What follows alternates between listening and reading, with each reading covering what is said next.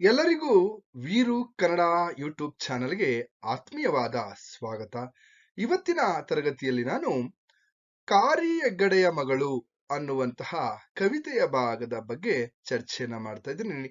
ಕಾರಿ ಹೆಗ್ಗಡೆಯ ಮಗಳು ಕವಿತೆ ಭಾಗ 3ರ ಬಗ್ಗೆ ಚರ್ಚೆಯನ್ನ ಮಾಡ್ತಾ ಇದ್ದೀನಿ. BM ಶ್ರೀ ಅವರು ಬರೆದಿರ್ತಕ್ಕಂತಹ ಈ ಒಂದು ಕವಿತೆ ನೋಡಿ. ಆಲ್ರೆಡಿ 2 ಭಾಗಗಳಲ್ಲೂ ಕೂಡ ನಾನು ಅನೇಕ ವಿಚಾರಗಳನ್ನ ಹೇಳಿದ್ದೀನಿ. ಯಾಕೆಂದ್ರೆ ಭಾವಾರ್ಥವನ್ನ 6 ಅಂಕದ ಪ್ರಶ್ನೆಗಳು ಕೇಳ್ತಾರೆ, 10 ಅಂಕದ ಪ್ರಶ್ನೆಗಳು ಬರ್ತವೆ.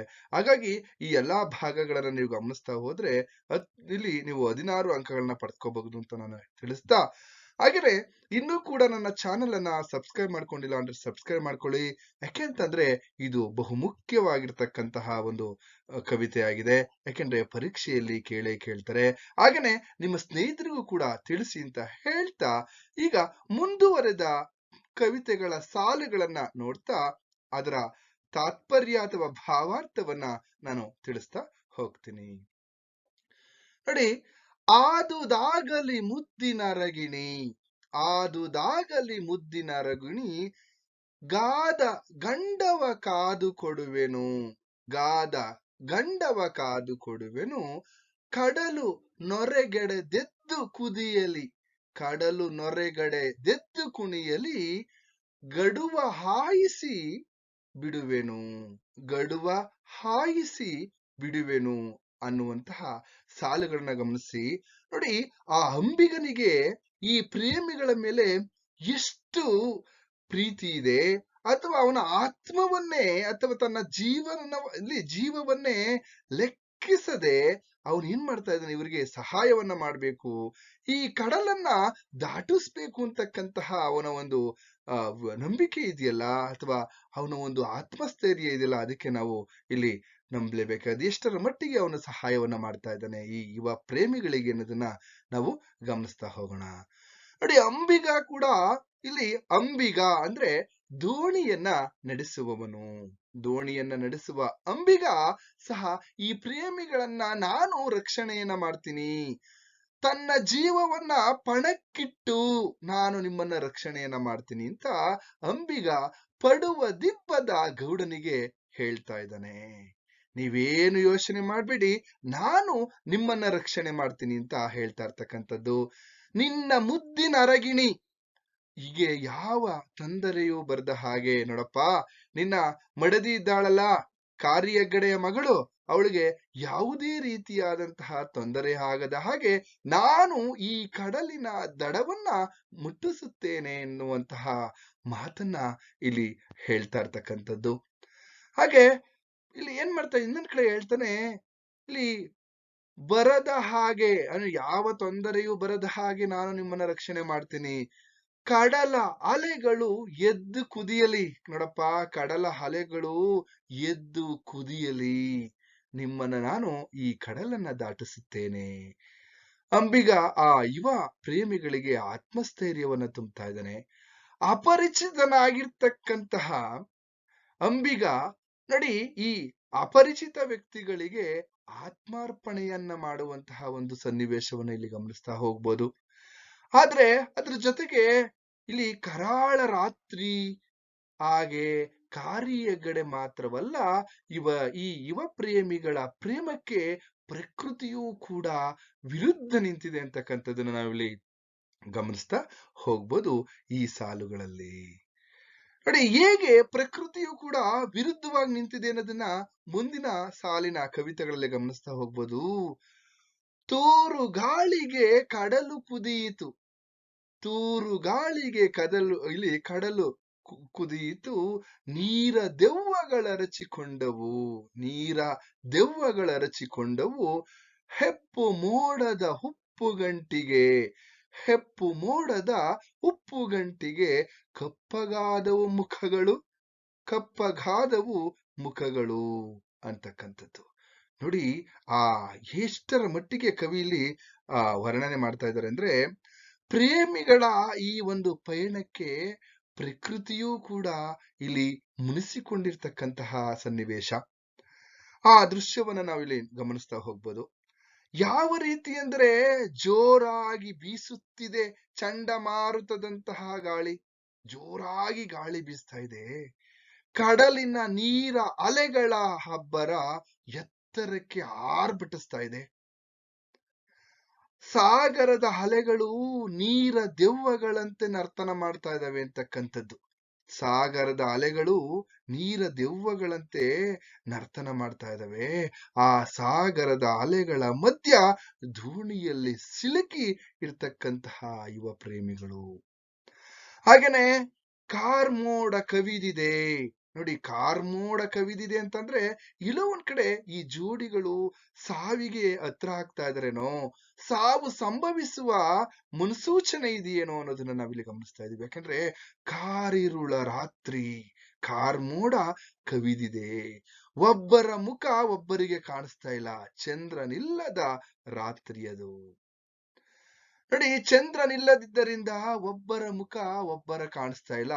ಇಲ್ಲಿ ಕಪ್ಪು ಅನ್ನುವಂಥದ್ದು ಸಾವಿನ ದವಡೆಗೆ ಇವರು ಮುಂದೆ ಸಿಲುಕ್ತಾರೆ ಅನ್ನುವಂತಹ ಒಂದು ಸನ್ನಿವೇಶವನ್ನ ನಾವಿಲ್ಲಿ ಗಮನಿಸ್ತಾ ಹೋಗ್ಬೋದು. ಪ್ರಕೃತಿಯು ಕೂಡ ಪ್ರಳಯ ನರ್ತನ ಮಾಡುತ್ತಿರುವ ಒಂದು ಸನ್ನಿವೇಶವನ್ನ ಇಲ್ಲಿ ಕವಿ ಅದ್ಭುತವಾಗಿ ನಮಗೆ ಕಟ್ಕೊಡ್ತಾ ಇದ್ದಾರೆ ಅಂತಕ್ಕಂಥದ್ದನ್ನ ಈ ಸಾಲುಗಳಲ್ಲಿ ಗಮನಿಸ್ತಾ ಹೋಗ್ಬೋದು.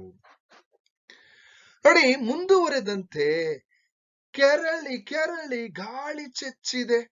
ಕೆರಳಿ ಕೆರಳಿ ಗಾಳಿ ಚೆಚ್ಚಿದೆ. ಇರುಳ ಕತ್ತಲೆ ಕವಿದು ಮುಚ್ಚಿತು. ಇರುಳ ಕತ್ತಲೆ ಕವಿದು ಮುಚ್ಚಿತು. ಕಣಿವೆ ಇಳಿವರ ಕುದುರೆ ಕತ್ತಿಯ, ಕಣಿವೆ ಇಳಿವರ ಕುದುರೆ ಕತ್ತಿಯ ಕಣಿ ಕಣಿ ಧ್ವನಿ ಕೇಳಿಸಿತು. ನೋಡಿ, ಹೇಗೆ ಆ ಕಣಿವೆಯನ್ನ ಯಾರೋ ಇಳಿತಾ ಇದ್ದಾರೆ. ಆ ಕುದುರೆಯ ಕರಪುಟದ ಸದ್ದು ಅಥವಾ ಕುದುರೆಯ ಕಾಲಿನ ಶಬ್ದ ಕೇಳಿಸ್ತಾ ಇದೆ. ಅಲ್ಲಿ ಕತ್ತಿ ಜಳಿಪಿಸುವಂತಹ ಶಬ್ದ ಕೇಳಿಸ್ತಾ ಇದೆ.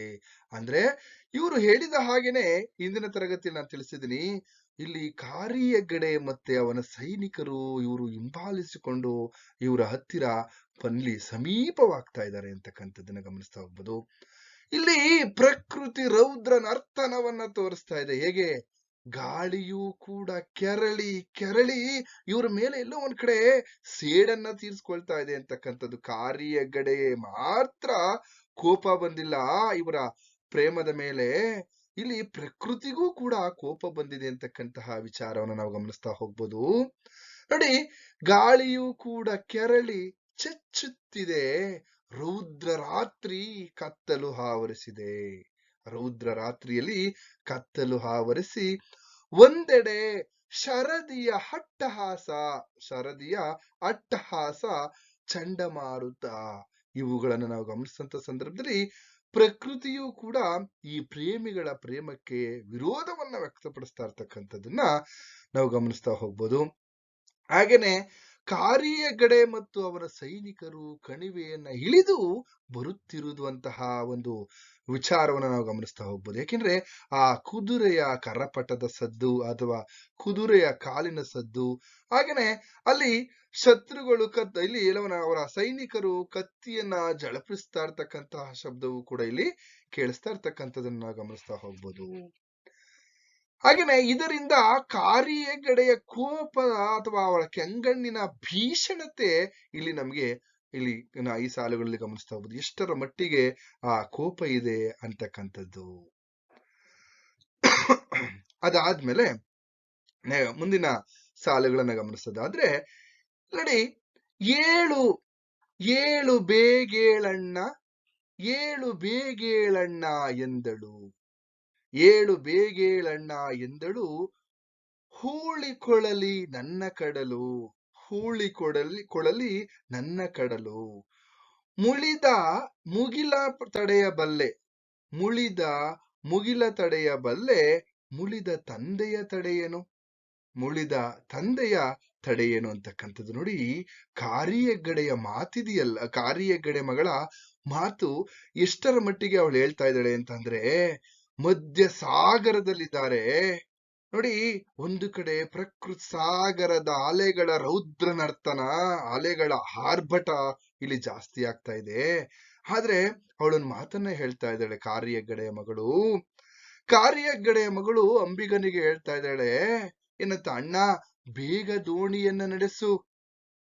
ಈ ಕಡಲು ಆರ್ಭಟಿಸಲಿ, ಈ ನನ್ನ ಕಡಲು ಆರ್ಭಟಿಸಲಿ.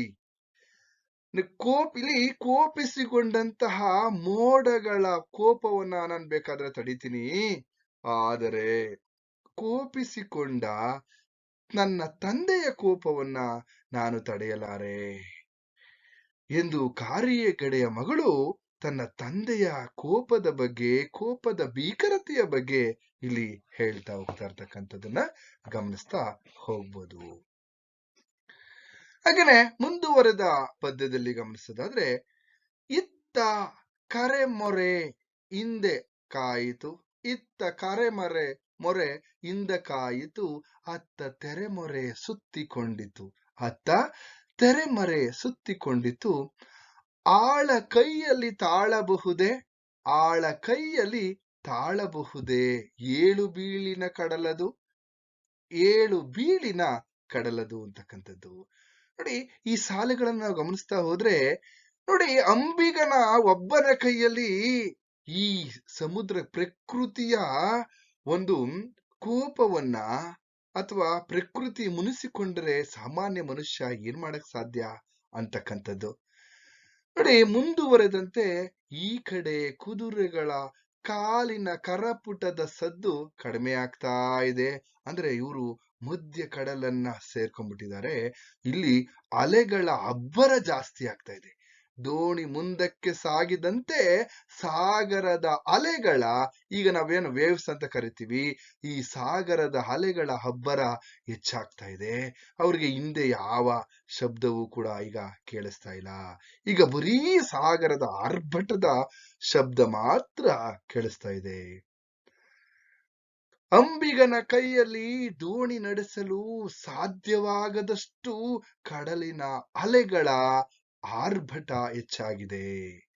ಇದರಿಂದ ಕಾರಿರುಳಿನಲ್ಲಿ ಯುವ ಪ್ರೇಮಿಗಳು ಇಲ್ಲೊಂದ್ ಕಡೆ ಸಾವು ಬದುಕಿನ ನಡುವೆ ಇಲ್ಲೊಂದ್ ಕಡೆ ಹೋರಾಟವನ್ನು ನಡೆಸ್ತಾ ಇದ್ದಾರೆ. ಅದು ಯಾಕೆ ಅಂದ್ರೆ ಇದು ಸಾಮಾನ್ಯವಾದಂತಹ ಕಡಲಲ್ಲ, ಏಳು ಬೀಳಿನ ಸಾಗರ ಇದು, ಏಳು ಬೀಳಿನ ಶರದಿ ಇದು ಅಂತಕ್ಕಂಥದ್ದು. ಈ ಸಾಗರದಲ್ಲಿ ಯುವ ಪ್ರೇಮಿಗಳು ತರಗೆಲೆಗಳಂತೆ ತೇಲುತ್ತಿದ್ದಾರೆ ಅನ್ನುವಂಥದ್ದನ್ನ ಕವಿ ಅದ್ಭುತವಾಗಿ ವರ್ಣಿಸ್ತಾ ಇದ್ದಾರೆ.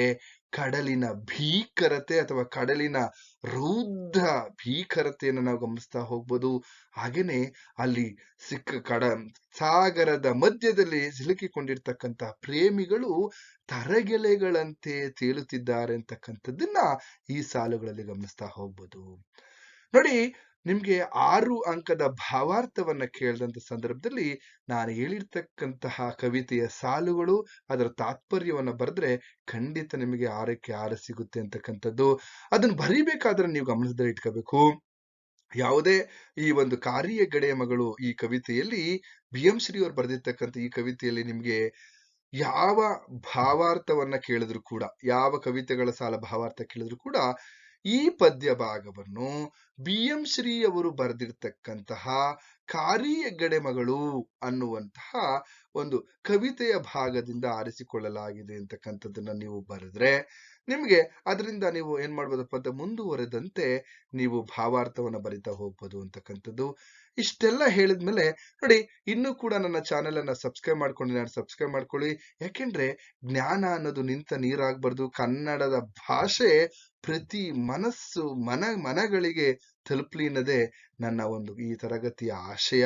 ಹಾಗಾಗಿ ಎಲ್ರೂ ನಿಮ್ಮ ಸ್ನೇಹಿತರಿಗೆ ಶೇರ್ ಮಾಡಿ, ಹೆಚ್ಚು ಅಂಕಗಳನ್ನ ಪಡ್ಕೊಂಡು ಜಗತ್ತಿನಲ್ಲಿ ಮುನ್ನುಗ್ಗಿ ಅಂತಕ್ಕಂಥದ್ದನ್ನ ಹೇಳ್ತಾ ಇಲ್ಲಿಗೆ ಈ ತರಗತಿಯನ್ನ ನಿಲ್ಲಿಸ್ತಾ ಇದ್ದೀನಿ. ಮುಂದಿನ ತರಗತಿಯಲ್ಲಿ ಮತ್ತೊಂದು ವಿಚಾರದ ಬಗ್ಗೆ ಅದ್ಭುತವಾಗಿ ಚರ್ಚೆಯನ್ನ ಮಾಡೋಣ ಅಂತ ಹೇಳ್ತಾ